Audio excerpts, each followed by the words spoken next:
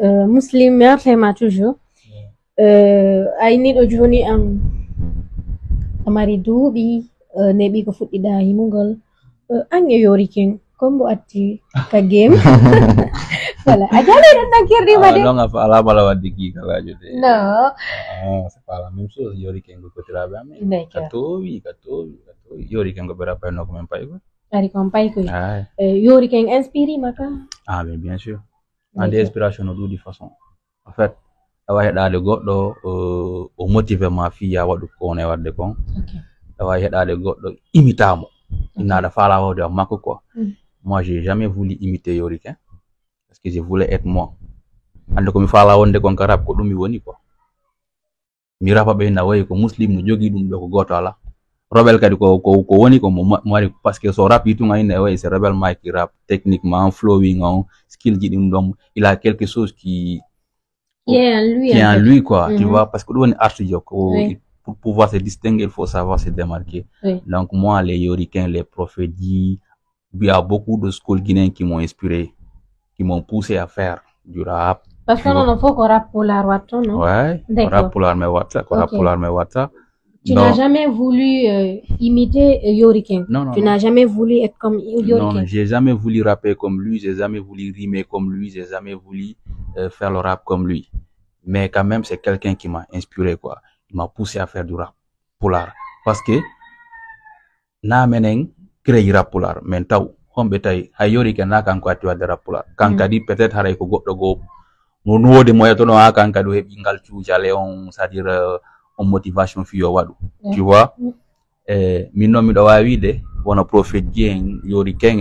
embe pusi men fiyo men wadu rap parce que kotiraɓe amen adi men be mura adi be men e nder murandu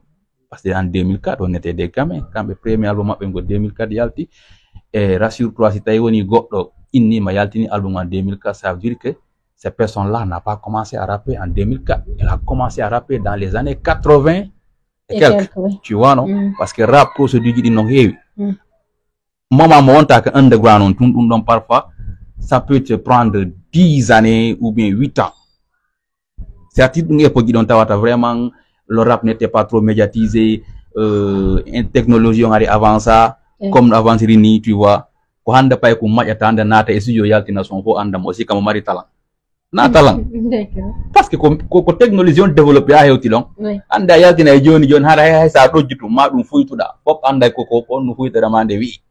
est-ce que famude parce que ko réseaux sociaux ji din ɗuuɗi WhatsApp no ɗo TikTok no ɗo Instagram no ɗo Snapchat no ɗo ya beaucoup de canal ko wata utiliser de fi ko wonɗa wadde ko yo ande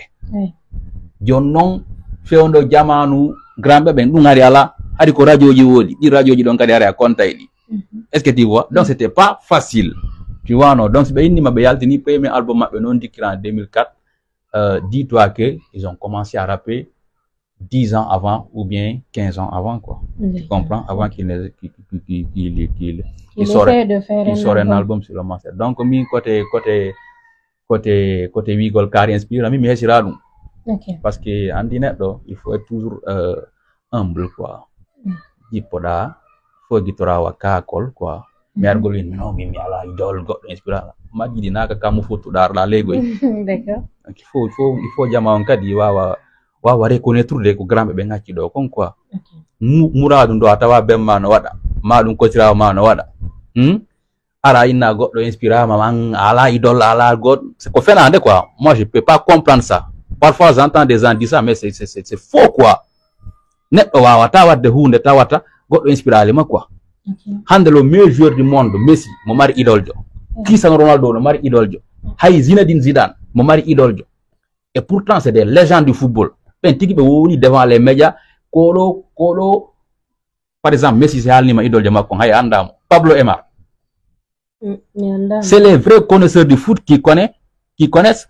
Pablo Aimar il a joué à Valence et Misiki Benfica moi je le connais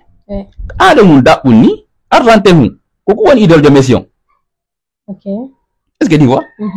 andu ballon ɓen no andi yo ɓe ndara Pablo Aimar ko kanko woni idole de Messi Messi kanko indi wo koɗo ɓuuri c'est-à-dire koɗo to ɓuuri mo wawde joude ballon quoi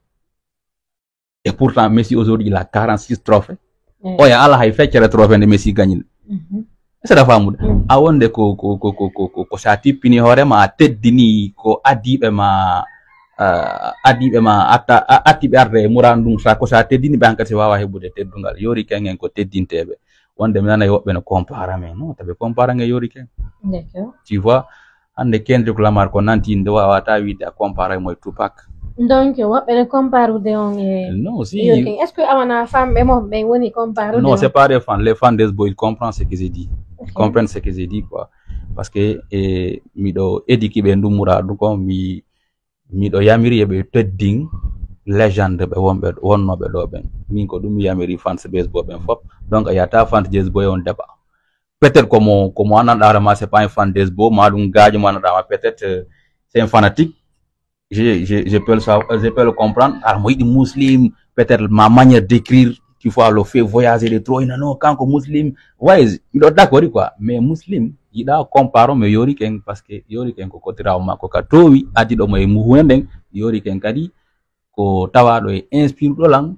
motive do lang fiya mi wadura ora polar quoi ce que tu vois donc en grosso modo mi fala en tedding adi be ben e murandum quoi on a prophète bien shout out à lui Akibulanen tu vois Bunkayahen Negro System il y a beaucoup de groupes Walube do Pigi Hewuri on a Sandari Michael Rapon en compilation donc il a sorti combien de rappeurs ici il y a beaucoup de grands vraiment be anandare manande be alado be wawane bude menen peut-être succès moment hebion mais quand même on doit les respecter hein, parce que quand be sinki jurongol ha menen men souci jokki tout de donc quoi voilà pay koy kadi aro ko do koy taw ko be taw be men do kambe kadi be teddi men parce que ko sibe wawi jokkude ko sibe badi kamen menen kadi men hollabe ko on men kurtu carton ha men hewti do a famude ko dum do watta continuité rapport après rapport pourta yode yeso quoi mais mo besi ari tun inni min ha jong ala wonnobe do ben je rap mieux que les grands non ça marche pas comme ça il faut qu'on se respecte parce que rap kadi no jabi ko inete ko recognize c'est-à-dire la reconnaissance quoi tu peux pas faire du rap sans reconnaître ce que les autres ont fait avant toi tu vois non il faut respecter les gens il faut respecter les icônes qui étaient là c'est pas parce qu'aujourd'hui tu brilles tu voyages partout Dieu ko ina apparaît son dima inawe toi tu rappes mieux que les grands il faut arrêter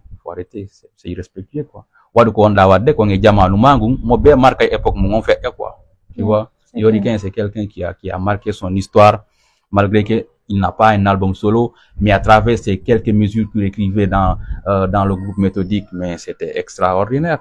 8 mesures qui doivent être Kander, chaque son des méthodiques, mais c'est assez enseigné dans les écoles. Hein? On a morceau il y a beaucoup de morceaux qui conscientisaient di tawata vraiment hay ko 4 bar ngo winde atawa no quelque chose de très dope quoi hay hande ni sa jodini atawa vraiment les grands ils étaient en avance quoi tu vois non tawata kadi hari mo jidi kadi duda yo ngay pok donc studio yi mo yala tu vois and non il y a beaucoup de studios qui ont de la qualité tout beatmaker ben hande kadi buri dude donc c'est beaucoup plus facile de faire la musique aujourd'hui qu'avant quoi yeah man haray muslim e rebel sayon haray nebata rawoni ko nangiyam donc stay do mari moji ko wala non fambe mon be ma himbe suivay ben capage haray don wawi volande be dum en plus wanno ngi capella et puis on va clôturer l'émission en fait na ko duri ko wi gobe to yebe fabo il y a un album qui se prépare déjà ben parce que on fait souvent des posts sur la page pour les informer voilà récemment on a fait quelques trucs mais qui tido songoy cadeau des sons qui doivent pas figurer dans l'album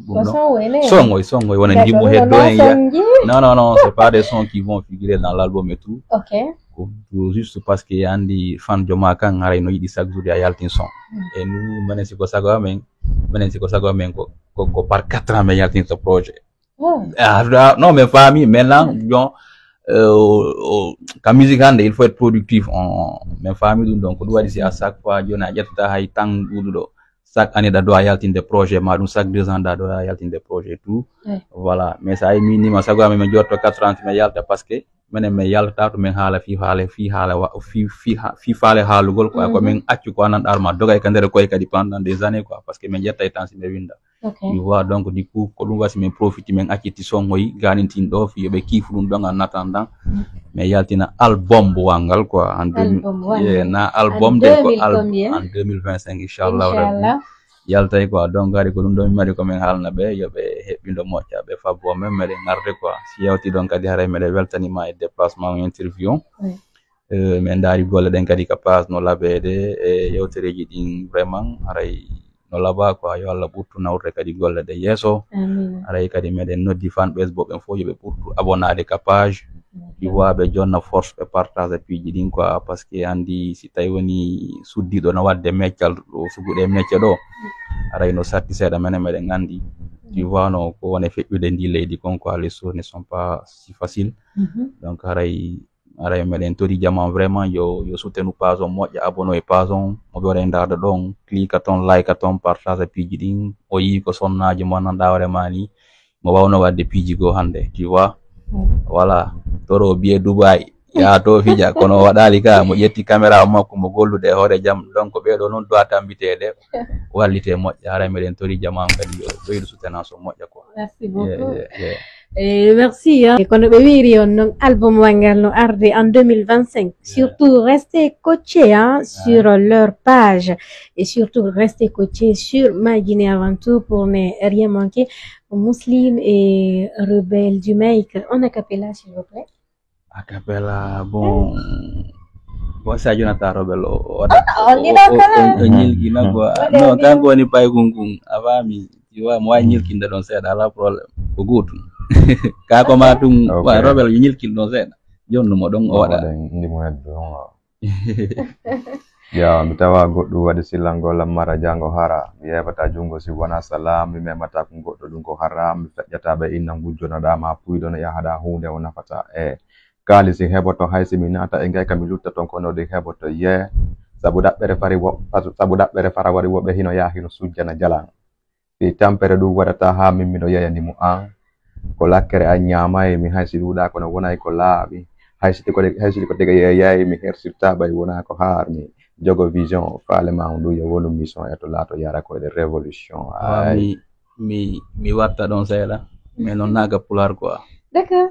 Yeah, we're them Guinea boys, West African rapper with a lot of noise, trying to raise our consciousness, making the right choice. Is bull. I'm rapping with my younger brother. It's a family thing. Yeah, shout out to Big Fire. Still not doing rock words. Make what we do work. We finally introduced to our people real rap, standing for our nation, fighting for liberation. No affiliation with politician. I'm Muslim, real name, no gimmick. Bring to me any type of beat, I'ma kill it. I mean, I'ma feel it with some truth from the village, sprinkled with knowledge, saving you from the pillage. What a talk of Africa, we got everything. With a good leader, we can achieve anything. Guinea is beautiful, rich, come and see. Hope it makes sense, cause it's a third world country. God love. D'accord, merci. Et là, on n'est plus en Guinée, nous sommes aux États-Unis. C'était avec Muslim et Rebelle du Mike du groupe Esbora. Merci à tous de l'avoir suivi parce que comme vous le constatez, c'est ici prend fin cette émission. Et surtout, abonnez-vous sur My Guinée Avant Tout et abonnez-vous sur Mariam Bailo Baldé officiel pour ne rien manquer. Merci Muslim et Rebelle du Mike. À très bientôt.